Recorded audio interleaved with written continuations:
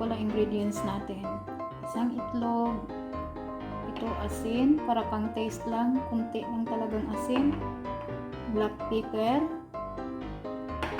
dato puti soy sauce, at lemon squeeze juice. I-marinate natin to sa ating chicken breast. Ito yung breadcrumbs. Dito natin dip ang ating chicken. Breadcrumbs.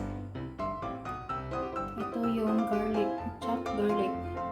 Pang ano na to, pang tanggal sa amoy. Kaya umpisahan na natin ang ating marinate, guys. Start na tayo marinate. Ilagay natin ang chopped na garlic.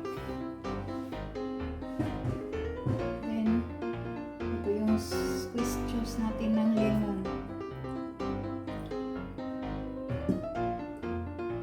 Lagyan na rin natin ng dato puti soy sauce.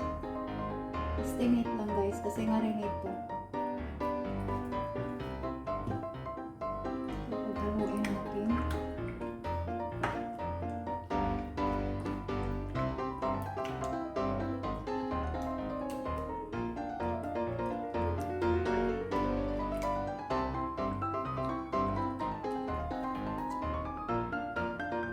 Susukin natin yung laman ng breast para yung lasa niya is manunuot.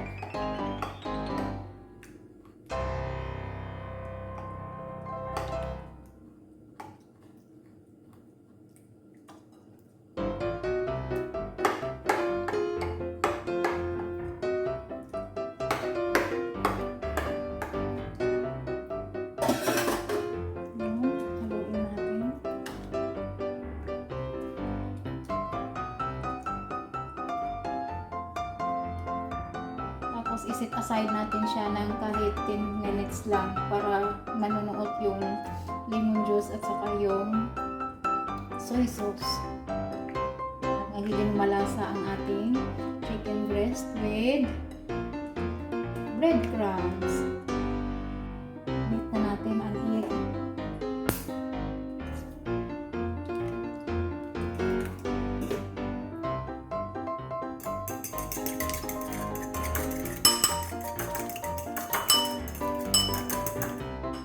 Lagyan natin siya ng kunting asin.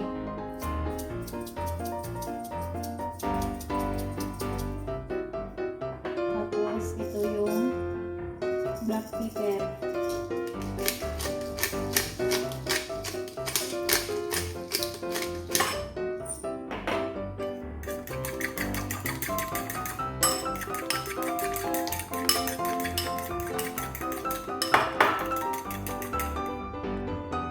Let's start. Ito na yung marinated na breast chicken natin. I-dip natin sa beaten egg. Dito. Then, sa breadcrumbs.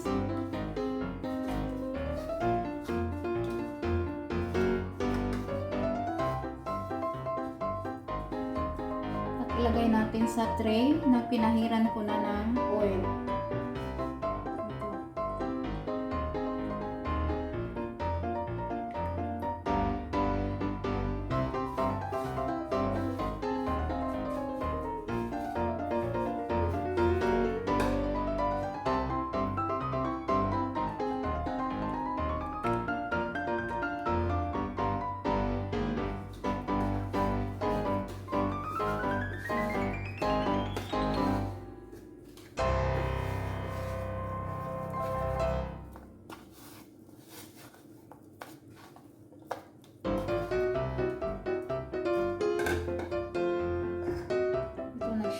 Ready na natin ilagay sa oven.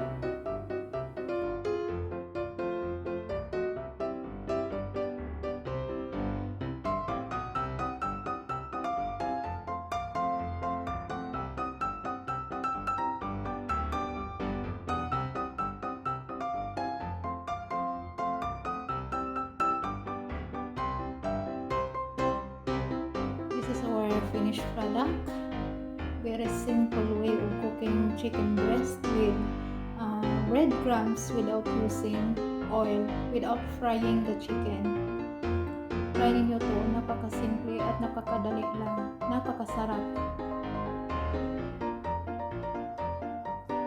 Let's cut it now so it will ready to be eaten.